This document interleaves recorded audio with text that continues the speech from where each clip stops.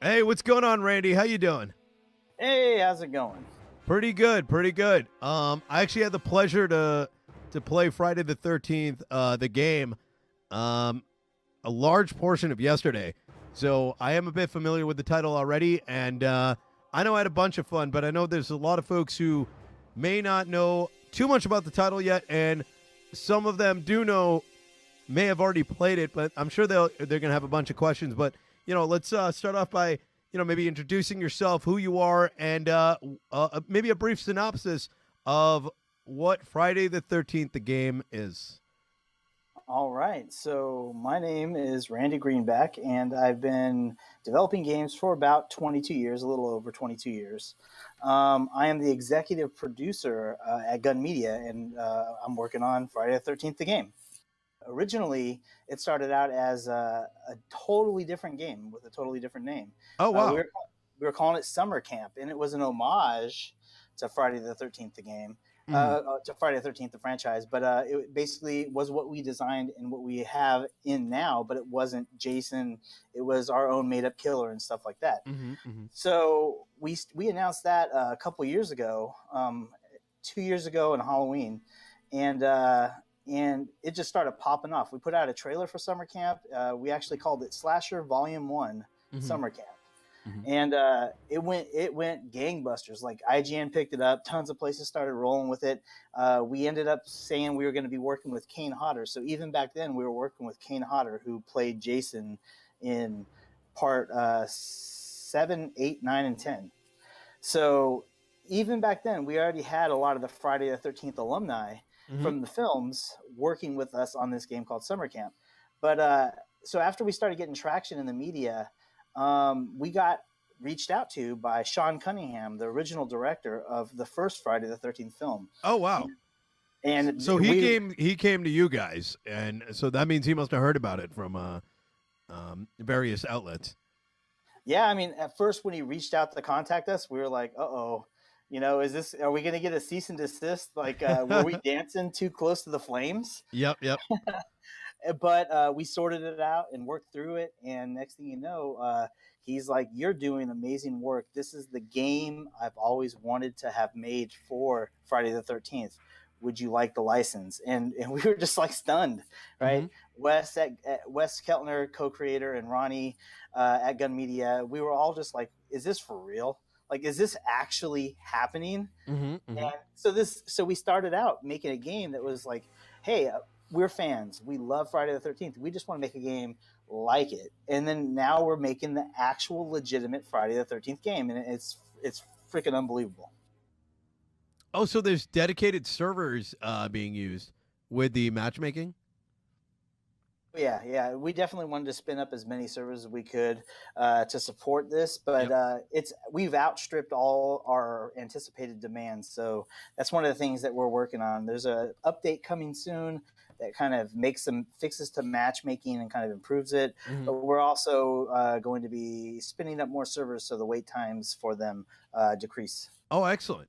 So I know the comparison's going to obviously come up. How are you guys looking to kind of differentiate yourself from Dead by Daylight? Yeah, we're a totally different game. So I mean, conceptually, people look at us and go, "Oh, you're very similar," and yeah, I could see how you could see that in it if you just look at the surface. Yep. Mhm. But we have far more ways to escape for our counselors. We're a little more focused on. We have a higher player count, so you Mhm. could play 7 counselors trying to survive the night versus Jason.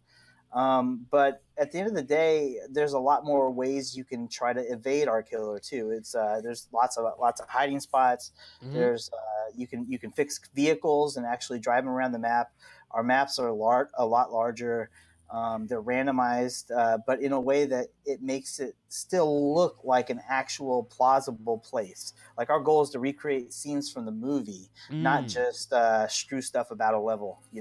As obstacles. Since there are multiple objectives, the killer has to kind of be popping around the map to try to keep aware of like what counselors are going for which objectives, right? Mhm. And then on top of it, like you want to always circle back and swing by a car and see if anybody's trying to put any car parts on.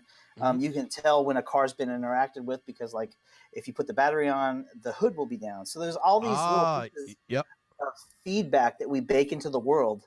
So the killer kind of has an idea of what people are doing and what they're working towards so that he can come back and show up and scare the crap out of them. The other big difference with our game is we use spatialized voice over IP, which is one of our big features. Okay. So what does that mean? That sounds like a very that's a very big word, a very technical word. So basically it's like proximity voice chat. Okay. So in the world.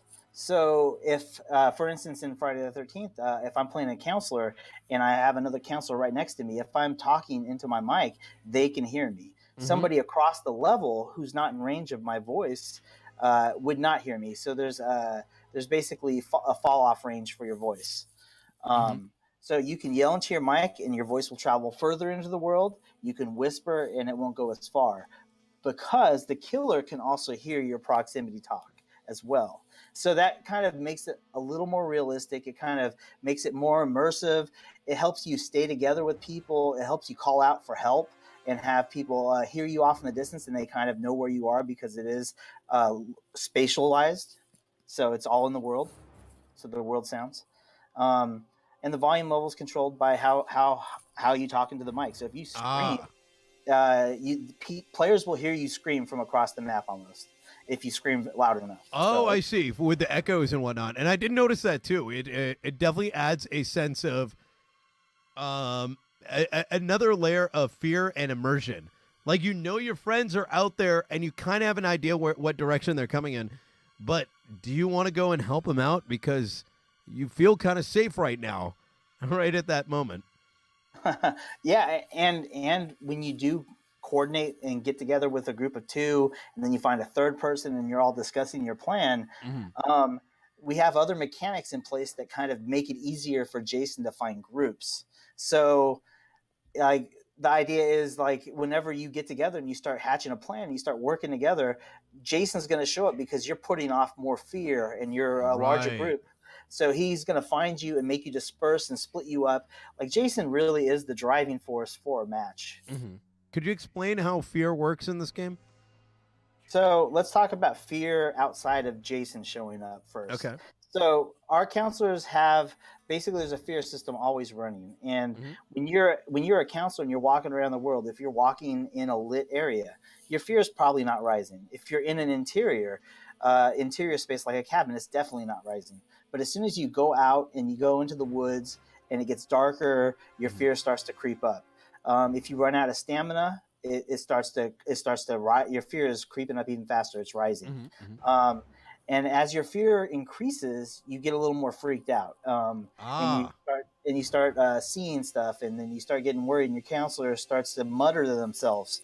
So you can do things to kind of mitigate your fear rising, like go hide under a bed, or get into a cabin, or be next to another counselor, or turn on your flashlight, and all of those things will help lower your fear. I see. I didn't quite catch that before. That's interesting, and that is going to alter that special vision mode or fear finder or whatnot that Jason has. Oh, correct. So basically he sees fear. So the higher your fear, the more lit up you're going to be in his vision, and the more he's going to see you from a further distance. So there's, I believe, 3 different Jasons that can be chosen. I believe they're locked over time. I have access to 2 of them. I think the third one you get at level 17. And I do notice that they're different. There's not one that's more powerful than the other. Rather, it looked like the first Jason is the more balanced one, and then the second one and the third one, I forgot the name of the type exactly. I think they're from the different Jason movies, but they're balanced in a slightly different way to give them a bigger advantage, but then a disadvantage too. Like the second Jason you can't run with, but he's better at sensing and other things like that. Is that the intention? And also, are there going to be more than 3? Oh, definitely there's going to be more than 3. We have 7 that we've announced. Okay. And they're based on various different Jasons from the different films. Because in every film, You get a kind of a different look for Jason. You have a different mask for sure in almost all of them. They always change, but then he also kind of has different behavior patterns and things he does. So we kind of watched. We've grown up on these movies. We watched them hundreds of times across all of the franchise films. But we rewatched them again, and we're starting to think, like, how are we going to make these Jasons feel like their movie counterparts? So we would pick up on things that they do. Like in Part 7, Jason starts the movie at the bottom of the lake. So he's been in the lake for a very long time, and he gets out. And so we said, okay, well, he's clearly going to be better in the water. He's going to move faster. He's used to it. He's been in there. And prior Jasons didn't. They didn't like the water. They actually hated it, because if you've watched the first film, you know that the original Jason as a child drowned in the lake and died, and has come back. So he hates water until Part 7. So we're like, okay, the other ones aren't as fast in the lake. So like we let the movie lore and the things that happen in the movies kind of drive all of our decisions for design and balancing them and making them feel fun and different and fresh. A lot of folks in chat are asking right now, can you kill Jason? Is that a possibility? Yeah, that's just one of the many ways that the game can end. But that is the rarest thing that can happen in the game. It's going to take a lot of teamwork. It's going to take a lot of luck. There's a lot of things that we're not saying that you can do to kind of get that. But shit. Okay. Killing Jason is kind of analogous to beating Mike Tyson back on the Nintendo when it was out. It's like one of those gaming achievements that you wish you could show all your friends. You take a picture of the final screen to show everybody, because it means a lot. It was really hard. It was an accomplishment. And that's kind of how we want Killing Jason to be. Something that you're going to be like, Xbox, record that, or hoping that you're streaming on Twitch or recording for YouTube just so you can prove you did it. Nice. Yeah, no, and I know there was that definitely adds a level of I don't want to say spontaneousness, but it's going to add a level of uniqueness that is pretty sweet. So it won't be the same thing over and over again. So great question out of chat. In relation to new counselors and additional Jason characters and maps, is DLC something that's being considered, or is it are you guys looking at more of a free to play, or not a free to play model, but rather free downloadable content throughout the life cycle of the game? So we are definitely thinking about DLC, but right now our focus is on actually finishing the game that we have at hand and actually completing it. But we have a lot of ideas that we want to explore. A lot of fans are asking for, different maps other than the ones we've already announced. So we have this one that we're playing on right now. It's called Higgins Haven. It's from Friday the 13th, Part 3. We have Packanack Lodge as another location that we have a map that is going to be there at launch in. And then we have Classic Camp Crystal Lake from several of the other movies, kind of an amalgam map that harkens back to some of the more lake-driven parts of the movies. As far as DLC, we've talked about doing stuff from Part 8 where Jason takes Manhattan and then making a level out of that. A lot of fans ask if we're going to be able to do Jason X in space on the Grendel, which is a spaceship in space. So we've talked about all of these things and many other things too. And so we're open to explore, and we just want to see how the game's going to do. But our first goal is to make the best game possible, the biggest game possible for everyone before we start thinking about DLC. You can repair, fuel, and drive away in a car. There's also the option to fix a phone line and call the police, which gives you like a 5-minute timer. After which the police will show up at like one of the two exits. And then you have to make it there without being picked off by Jason. Right. So is there a are those the two primary escape routes? Well, then there's killing Jason, which I've yet to see. Correct. Some people we've noticed. No, I don't think anybody's killed him yet, but we've seen some people knock his mask off. Oh, so that is a possibility. So you'll know you're doing good when Jason's mask comes off. You know you're doing some damage. Oh, that's interesting. So while we're both dead, I'll talk about our dead lobby.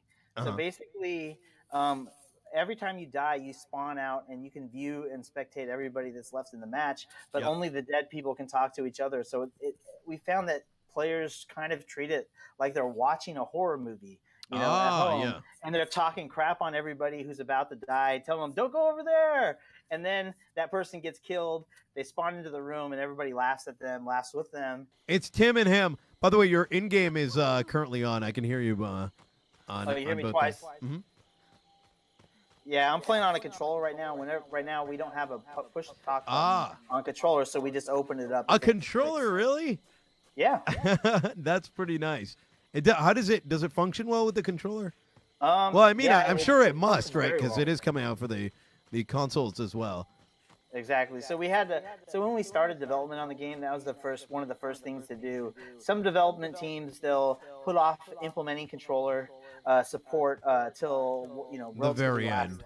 And but we were like, no, because it's important that everybody has a good play experience, whether they're on consoles or PC, and we kind of want everybody to be able to play together across platforms. So we're still exploring that. But we wanted to ensure that controllers perform just as well as mouse and keyboard.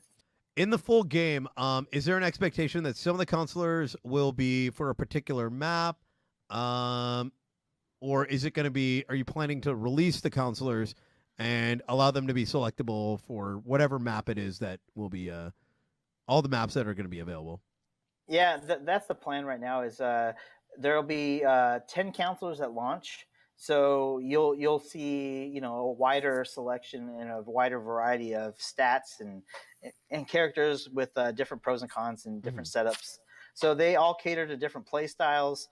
Right now in the game, you start to see a lot of the same characters because we only give you so many, right? And there's a lot to start with.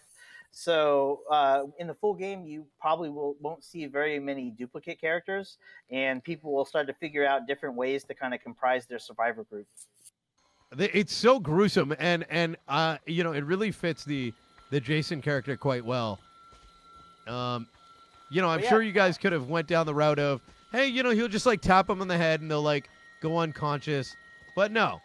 There's it's gruesome. Yeah, we had to be true to the films, and we worked with some of the people who designed the kills from the movies, like Tom Savini, who's like a special effects legend. They call him the Sultan of Splatter in Hollywood. We hired him on to design our kills and to kind of oversee the look of the gore in the game. Oh. And he's done a great job. Like, I don't know if you've ever watched the movie From Dusk Till Dawn. Okay. Yeah, no, I haven't seen. No, I have actually. He played the character Sex Machine with the gun on his crotch. Ah. But yeah, he's done a lot of things. But he's known for designing some of the most crazy kills, and he went to town on this. So right now I'm like searching through things. So the flare gun, what role does this play in the game? Is this more of a distraction mechanism? So you can use it as a distraction. You can use it to warn other players that Jason's in the area. Another thing it does is when you use it when Jason is around you, it will mark him on the map for everybody. So they'll get for about 30 seconds. They'll get to see where Jason is at all times. Ah, I see. Drive very carefully. All right, get ready to turn right. Oh no! Start it back up. Start it back up. Oh God! Okay, good. I tried to pull the e-brake. I don't know what's worse, you in this one or you. Oh shit, he's right there! Oh, he's No! Don't drive into him. Get around No! him. No! Oh! Run! Ah! Hit him! Attack him! I don't have a weapon. Ah! You have a bat. Stop him. Oh no! Maddie! Yes! All right, get the Drive car. away! Get in the car. Drive! Get in the car. Hey, start it. Oh no! All right, go. Wait, Go. did he left? Why'd he leave? Go. Oh no! He's in front of us again. Don't hit him. Yes! This is a really well put together game. I'd like to thank you so much for joining us today. This was a blast. Guys, I'd like to have you give him a bit of a round of applause here. show him some love, and thank him for not just joining us, but bestowing upon us a pretty sweet title. Well, yeah, thank you so much for having me, and thanks for showing it off, and thanks for streaming it. It's been a pleasure to join you, and hopefully I see you online, and I get to be Jason. Absolutely. I can't wait. Hey guys, I hope you liked that clip. If you want to see more awesome content, be sure to hit subscribe, and let me know what you think by hitting the like button or, leaving a comment down below. Catch you later.